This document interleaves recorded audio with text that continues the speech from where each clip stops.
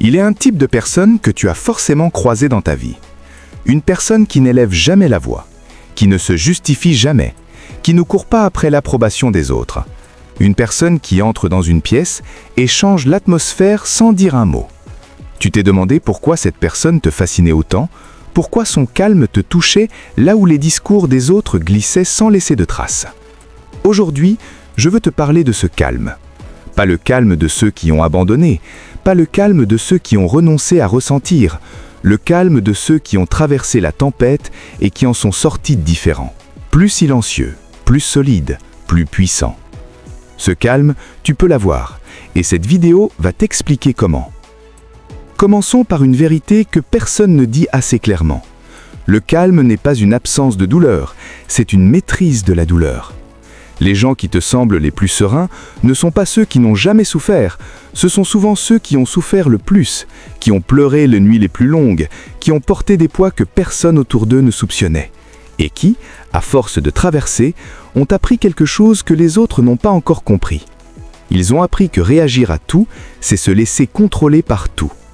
Chaque fois que tu t'emportes, chaque fois que tu te justifies face à quelqu'un qui ne cherche qu'à te provoquer, chaque fois que tu donnes une explication que personne ne t'a demandé, tu cèdes du pouvoir, tu montres où sont tes boutons. Et les gens qui veulent te déstabiliser notent exactement où appuyer la prochaine fois. Le calme est une armure, pas une armure froide et distante, une armure chaude et profonde, celle de quelqu'un qui sait qui il est et qui n'a plus besoin. Je veux te parler de quelque chose que j'ai vécu. Une période de ma vie où j'avais besoin que tout le monde valide ce que je ressentais. Si quelqu'un me blessait, je devais lui expliquer pourquoi c'était injuste. Si quelqu'un doutait de moi, je devais lui prouver qu'il avait tort. Si quelqu'un me jugeait, je devais me défendre. J'étais épuisé. Pas parce que les autres étaient trop durs, parce que je donnais à chaque regard, à chaque commentaire, à chaque silence, le pouvoir de définir ce que je valais. Et un jour, j'ai compris quelque chose. Les gens qui me blessaient le plus n'étaient pas les plus méchants. Ils étaient juste les plus bruyants.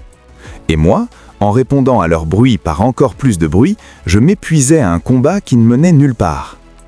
Le jour où j'ai arrêté de répondre à tout, quelque chose d'étrange s'est passé.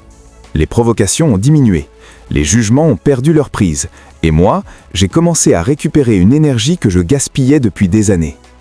Parce que le silence, le vrai silence intérieur, n'est pas une défaite. C'est un choix. C'est décider que ton énergie vaut trop cher pour être dépensée à convaincre des gens qui n'ont pas décidé de te comprendre.